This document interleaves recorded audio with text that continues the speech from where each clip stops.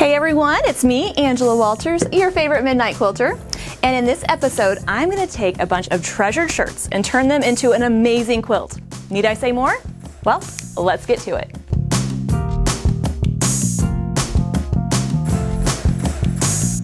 T-shirt quilts are an amazing way to take those beloved shirts and make a gorgeous quilt that still has all the feels.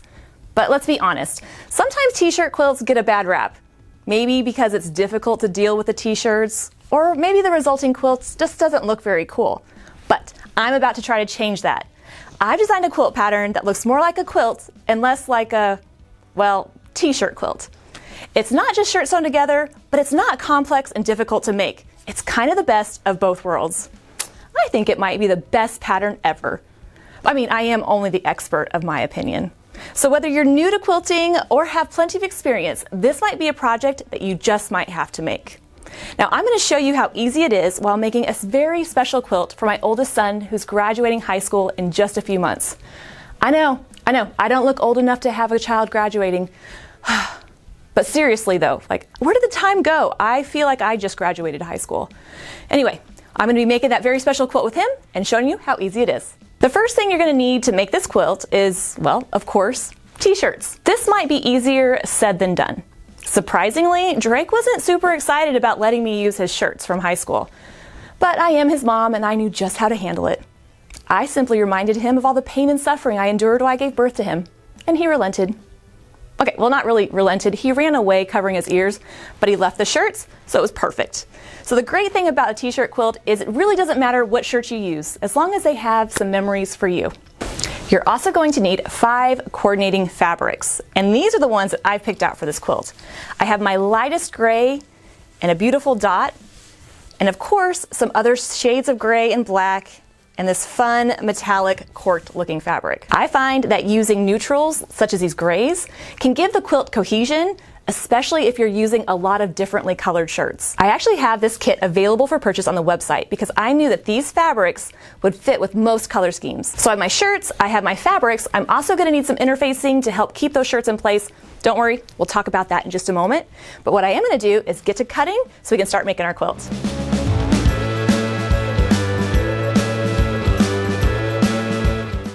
First, let's cut up the fabric for the setting blocks. We're going to be putting these in between the shirts to make the quilt look even better.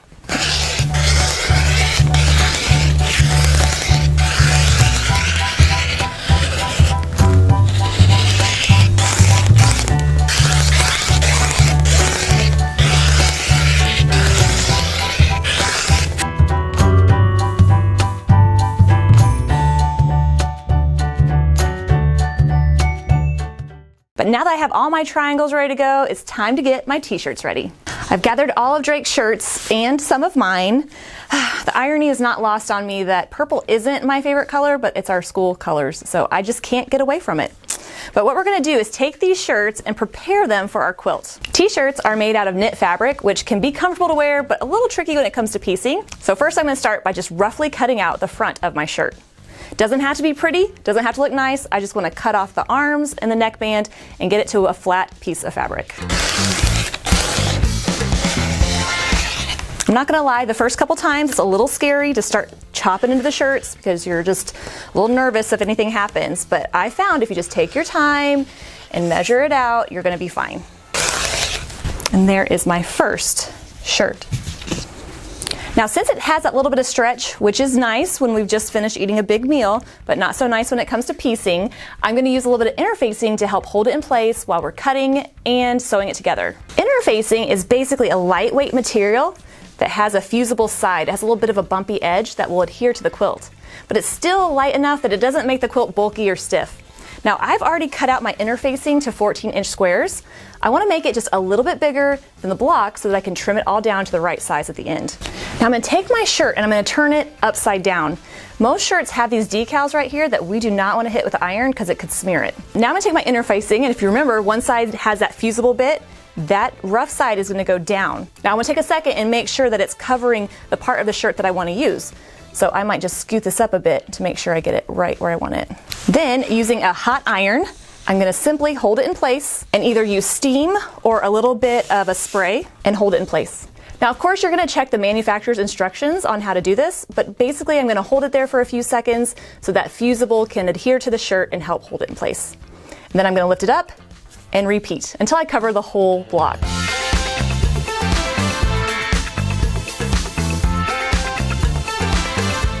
All right, once that's all adhered, I should be able to turn it around and see my beautiful shirt.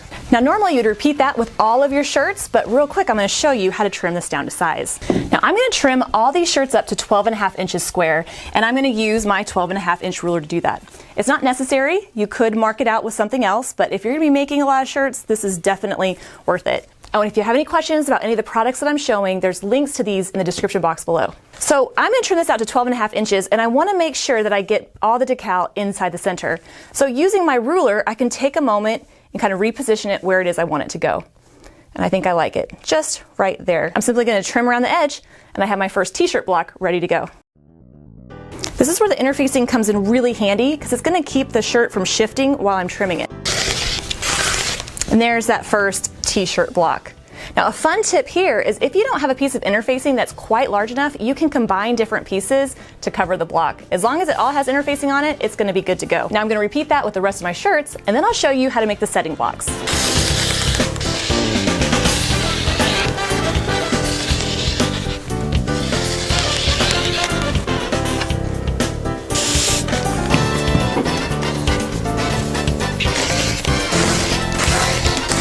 Okay, I've got these 3 blocks finished up. I still have some more to do, but first I want to show you how to make the setting blocks that go in between the t-shirts. One problem that some quilters have with t-shirt quilts is when you put those t-shirts right next to each other, sometimes the quilt can look really busy, especially if the shirts are all different colors. And for people like me that like to color coordinate, that can be tricky. So in this pattern, what we're going to do is we're going to separate the shirts with some setting blocks that are also going to create a great secondary pattern. And the bonus part, super easy. So if you remember, I have my bigger and my smaller triangles, and I'm simply going to take one of my larger ones, and I'm going to take 2 of my smaller ones and make a flying geese block. They're going to go just like this. Nice and big, nice and fast, nice and fun. Plus, it's a little, I don't know, poignant that it's a flying geese block, like the baby bird leaving the nest. Just a little sad. Anyway, so I'm simply going to place these 2 right sides together along that edge. And one thing I want to point out is if you're a new quilter or don't have any quilting skills, no problem. This top point is going to extend past the point of the block. It's supposed to do that. That's going to give us room for our seam allowance. Just match up the angles that are the same, and then I'm going to pin it in place and sew a 1/4 inch seam along that edge. See? Easy. This block is a lot easier than the time I'm going to have trying to get through graduation without doing the ugly cry. I can already sense it's not going to be pretty. And then once I remove the pins and fold it back, you can see the first part of that flying geese block. But before I sew on the next one, I'm going to go ahead and press this seam real quick. And I'm actually going to press away from the center. I don't know if it's supposed to be that way, but that's just how I do it. Now I can simply do the same on the other side. If you're nervous that it's not going to be pieced quite perfect, don't worry. These blocks are going to end up just a little bit bigger than they need to be, so we're going to have room to trim them down. A little creative trimming usually helps fix some of that stuff. And there is that finished block. Now I'm going to keep making these in different fabric combinations, and to make it go a little bit quicker, I'm going to do a little chain piecing. So I'm going to whip those up and show you how to trim them down.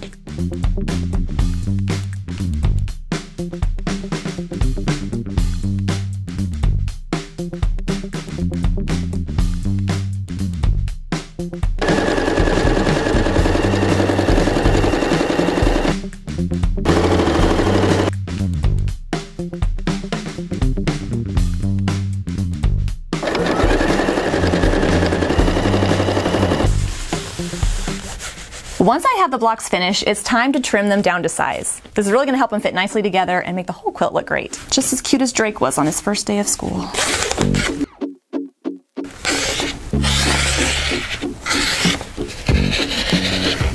And once I'm finished trimming, I'll have a bunch of different flying geese blocks in different color combinations. Now I'm going to set some of these aside, and the rest I'm going to turn into the setting blocks that are going to make up our quilt. To make the setting squares, we're simply going to sew 2 of our flying geese blocks together, like so. So this will be the first block. This is block A. And notice how the fabric comes together in the center to make that chevron? This is what's going to create that secondary pattern. It's going to look so good. The second block, or block B, is the same thing, just different color placement. So this one will have the medium gray coming together in the center. See, nice and easy. I'm going to place them right sides together, so that 1/4 inch seam, and then press it open, and there I have my setting blocks. They're so fast and easy to make, and they're going to look so cool in the quilt. Let me show you what I mean. Let's lay out the first row. So I'm going to start by laying out my t-shirt blocks and alternating them with those setting squares I just made. So while the secondary pattern isn't super obvious right now, it will be in just a moment. So let me get this first row sewed together. So the first row is finished, and you can see how these Flying Geese blocks are really kind of breaking up those t-shirts. When I lay out the second row, you're really going to see that secondary pattern start to happen. In some areas, the fabric comes together to make a star, and in other areas, it comes together to really frame the t-shirt. Then I'm going to add some border strips.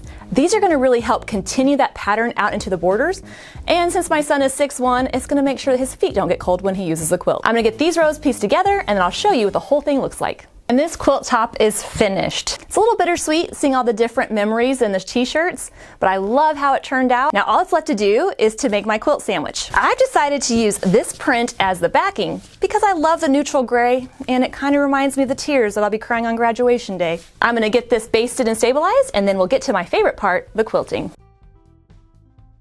Machine quilting a t-shirt quilt doesn't have to be scary. I'll walk you through it. First, I've picked out some different threads to go with the quilt. I'm going to opt for this darker gray thread because it's going to blend in nicely with the background fabric and keep the quilting from overwhelming the shirts. But if I do get to a shirt that needs a little bit more of a lighter color, I can always switch to this lighter bone color. I'm also going to use a design like a big loopy meander. This is going to keep the quilt nice and soft, but also allows me to work my way around any bulky seams or heavy decals. If you come to a part on the shirt that has that big, thick, glossy paint on the front, it's just best to avoid it. It's a little tricky to quilt through. But for the most part, I'm just going to meander my way around the quilt until it's done. So let's get to it.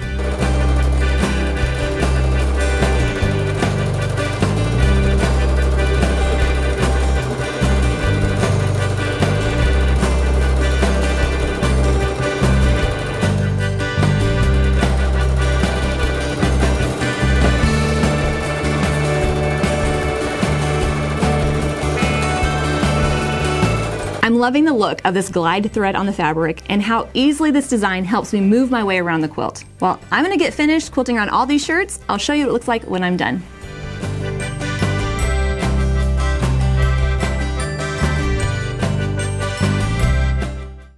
This quilt is finished, and I'm super excited it's done, but it's a little sad, a little bittersweet. I'm just looking at all the blocks and remembering all the years in school and watching him in band, but at least this quilt will always help me remember. I love how this quilt looks more like a regular quilt and less like a t-shirt quilt. The secondary patterns that's created with the blocks really highlights the t-shirts and gives it a little bit of cohesion. Plus the neutral colors keep all that purple from being a little too overwhelming. And machine quilting it with that big loopy all over design was just the way to finish it up. So if you're scared about cutting into your t-shirts, I totally understand. You can switch out the t-shirt blocks with any 12.5 inch block, or maybe even a big focal print. Oh, and one lucky viewer is going to win the quilt kit. All you have to do is leave a comment below telling me what theme your t-shirt quilt would be. I'm going to pick a winner in a week and announce it on social media. Well, I cannot wait to cuddle up with this quilt on the couch and keep nice and warm.